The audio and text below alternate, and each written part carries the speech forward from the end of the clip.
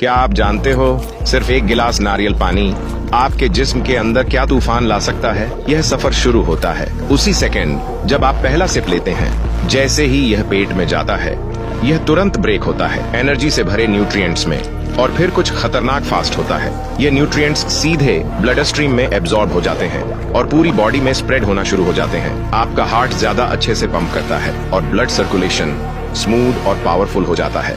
आपका ब्रेन अचानक ज्यादा एक्टिव हो जाता है, फोकस शार्प होता है और क्लैरिटी बूस्ट होती है। मसल्स को स्ट्रेंथ मिलती है और हड्डियों को जरूरी सपोर्ट मिलता है। लेकिन असली मैजिक अब होता है।